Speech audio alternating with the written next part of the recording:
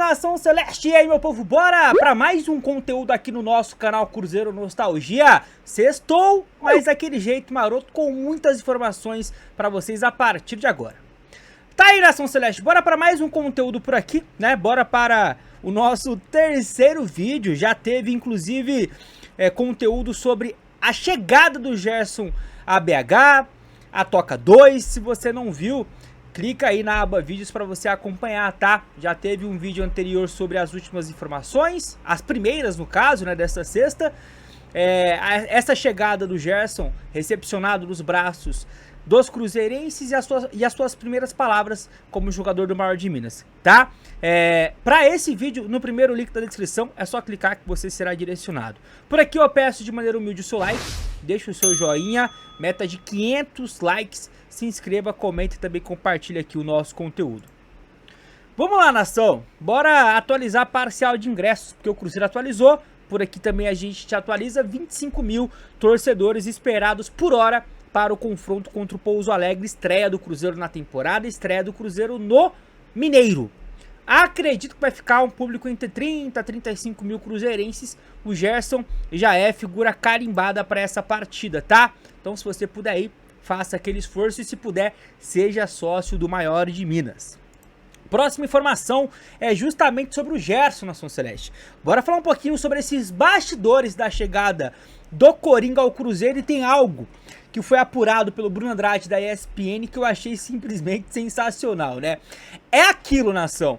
Quando um jogador ele está destinado, ele está muito afim, ele está focado em um clube, em um projeto, é muito complicado o clube atual segurar.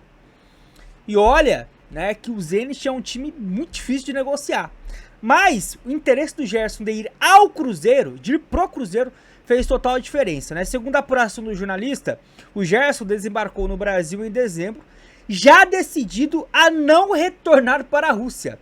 O meia trouxe seus principais pertences na bagagem e deu uma ordem clara para o pai, Marcão: fechar com o Cruzeiro. O jogador não queria outro clube no Brasil. Isso aqui, rapaziada, é muito impactante. A partir daí, Marcão estreitou os laços com Pedro Lourenço. Após dias de conversas intensas, o acerto verbal entre o clube e o jogador foi atingido de forma simples, o que a gente trouxe há pelo menos aí uns 10 dias, né? Pavimentando o caminho para desfecho positivo com o Zenit. Então, bastidores aí, um tanto quanto interessante dessa chegada do Gerson. Aqui, nação, eu quero fazer uma reflexão, tá? Como eu coloquei na capa do nosso vídeo, é uma informação para a gente poder refletir, porque eu acho que vale a pena. Eu tô acompanhando e aqui eu preciso, talvez... Eu não sou merda nenhuma, não sou bosta nenhuma, tá? Aqui é apenas a minha opinião, tá? Dito isso, aqui eu preciso, talvez, trazer alguns cruzeirenses para nossa atual realidade do futebol brasileiro, do futebol sul-americano.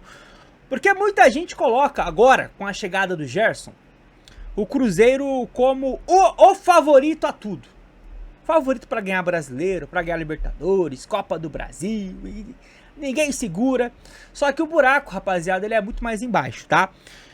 O Flamengo não chegou nesse status atual que ele tem, a arrecadação que ele tem, do dia para noite, vocês sabem disso. O Palmeiras, a mesma coisa. Ele não chegou no atual estágio que ele possui. Ele não chegou nos seus modos operantes atual, que já é uma engrenagem de pelo menos 6, 7 anos, do dia para noite. O Cruzeiro também não vai se colocar nesse patamar do dia para noite. É claro que passa por boas contratações, passa por investimentos altos em reforços, no departamento de futebol de uma maneira geral, com um salário, né, robusto, para poder competir hoje com essas duas equipes. Mas, quando você olha o GE, o Globo Esporte, replicando a seguinte notícia: Palmeiras negocia a contratação de John Arias, ex-Fluminense, você fala, PQP, né, mano? O Cruzeiro fez um esforço danado para trazer o Gerson, pô, dá um salto de qualidade para a equipe titular, a equipe principal e consequentemente para o elenco, porque quem é titular vai para o banco. Aí me vem o Palmeiras e pode aí qualificar um elenco que já é mais qualificado do que o do Cruzeiro. Eu não tenho a menor dúvida disso. Então assim, rapaziada, refletir é importante. O Cruzeiro Guerreiro tweetou, né? Eu achei sensacional, porque ele coloca Almada e John Arias, PQP, porque tem um jornalista da Argentina que falou que o Palmeiras está próximo de fazer uma proposta para contratar o Almada. Até agora não tem nada definitivo, mas é uma possibilidade. Por isso é complicado demais. Nós damos um passo, Flamengo e Palmeiras dão 2. Antes de querer disputar com eles, devemos focar em ser melhor que o restante. Esse é o caminho, e acho que essa pegada aqui do Cruzeiro Guerreiro é o que eu penso, em termos principalmente de ser algo, digamos, estruturado. Não adianta, rapaziada, a gente fazer igual o Botafogo, não. O Botafogo, ele conseguiu colocar o P na mesa, e aí, em uma temporada, em 2, vamos colocar assim, competiu de igual para igual com o Palmeiras e Flamengo. Em 23, se não fosse a pipocada histórica, teria sido campeão. Em 24 foi campeão brasileiro, campeão da Libertadores. Mas olha só o que aconteceu após isso. Olha a temporada de 25. Olha como chegou no segundo semestre do ano passado o Botafogo. Não tô falando que o Pedrinho é o John Textor, mas se você olha de fora para dentro como está principalmente o lado financeiro do Botafogo, você vê que existe um ponto de interrogação gigante no aspecto de valeu a pena ser campeão brasileiro e campeão da Libertadores para 8 meses depois, 10 meses depois, o presidente da associação dizer que o Textor teve que recorrer à agiota no Rio de Janeiro para conseguir finalizar 2026 com a folha salarial em dia? Então, tem que ser algo realmente muito estruturado. É óbvio, repito, não me entenda errado, Pedrinho não é o de um Textor, ponto. Mas aqui o foco do raciocínio pra gente conseguir chegar nesse estágio que eu tô vendo muito cruzeirense falando, de Palmeiras e Flamengo, vai precisar muito mais do que uma contratação de 30 milhões de euros. Muito mais. Isso daqui é pra, de repente, colocar realmente um banho de água fria em muitos cruzeirenses. Eu queria, Nação Celeste, chegar aqui e dizer o contrário, mas essa não é a nossa atual realidade. Bora realmente entender que esse ano dá pra ganhar título? Acredito que dá. O Cruzeiro tem um time muito competitivo. Mas aqueles mesmos que cravam o Cruzeiro como favorito a tudo, que é uma falsa impressão na minha humilde opinião, se chegar no final de 26 e o Cruzeiro só conquistar o Mineiro, vai todo mundo meter o pau em todo mundo e falar que tá tudo errado. Aí eu pergunto, será que estava tudo errado ou a expectativa que você mesmo criou, ela está equivocada? Vale a reflexão, você pode discordar de mim, mas você discorda refletindo e opinando aqui nos comentários. Ou você pode concordar, que eu sinceramente eu imagino que a maioria de vocês vão concordar aí com o que eu acabei de mencionar. O Cruzeiro tem um time competitivo, dá pra levantar caneco, mas muita calma nessa hora. Olha os movimentos dos nossos rivais. Agora, uma coisa é fato, só pra me finalizar aqui a minha reflexão. Acho que o Cruzeiro já desgarrou do resto, tá? Eu acredito que a partir de 26 o Cruzeiro claramente desgarre do resto. Foi assim em 25, não foi? No Campeonato Brasileiro. O Cruzeiro não viu ninguém atrás, né?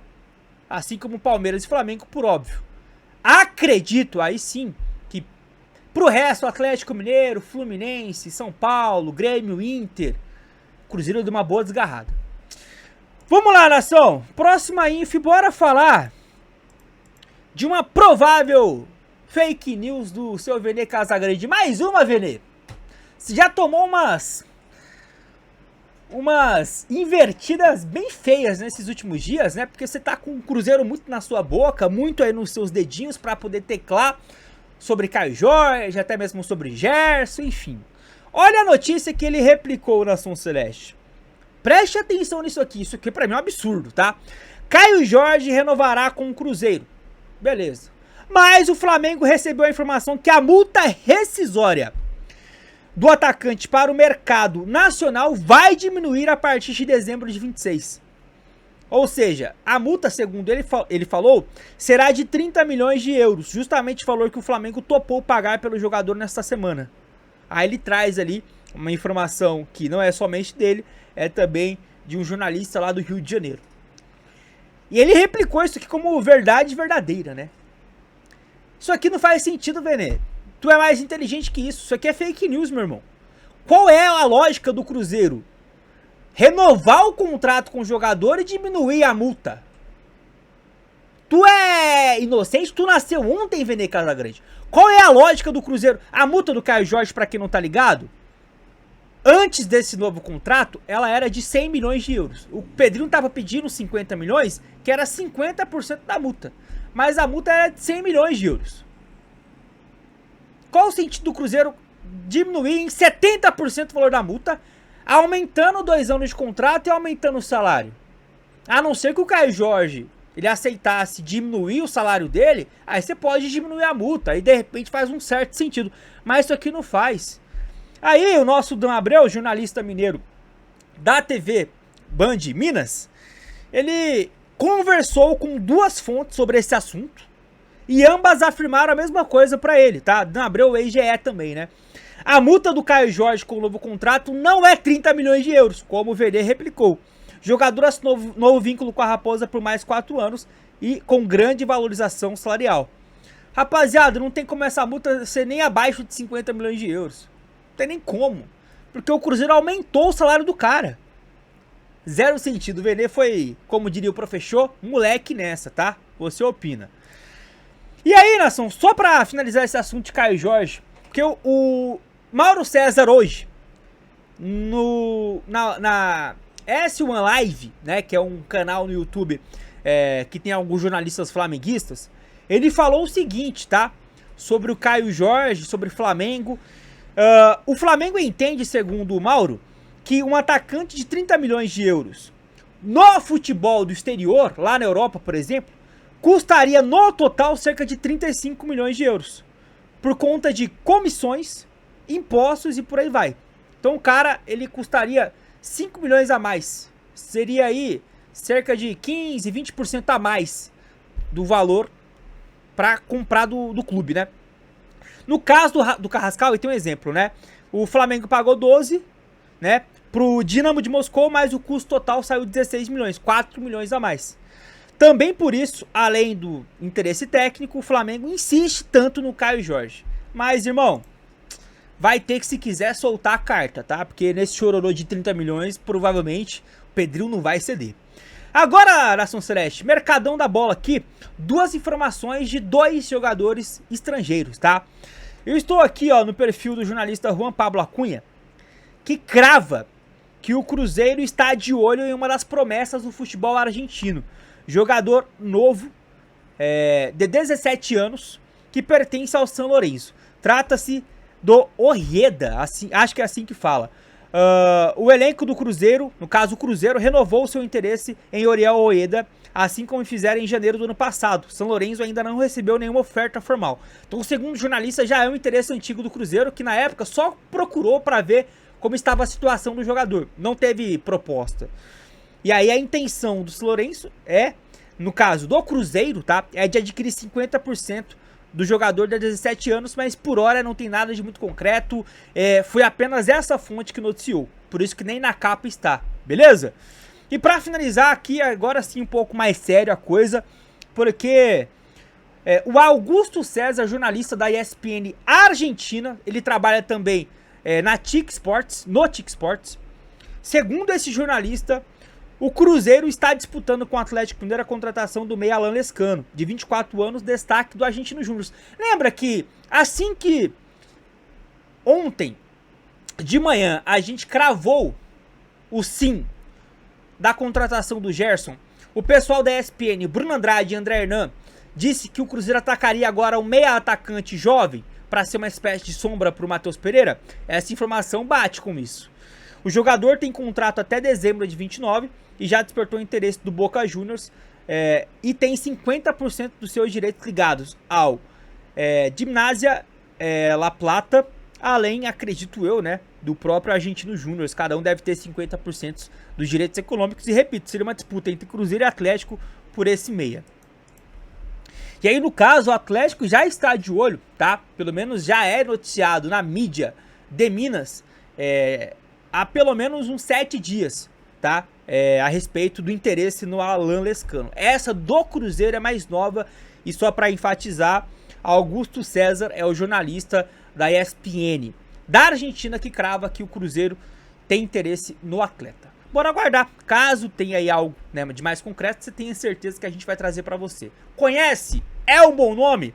Olhando assim, rapaziada, os torcedores argentinos, tá? Não só do Argentino Júnior, mas de outros clubes, muita gente elogiando, tá? Dizendo que é um baita de um meio campista. Bora ver, parece que realmente é um bom nome, se chegasse, agregaria demais. Você opina? Se chegou até aqui, comenta, deixa o like, hype o vídeo, voltamos a qualquer momento. Fique com Deus, Ação Celeste, até a próxima, tamo junto.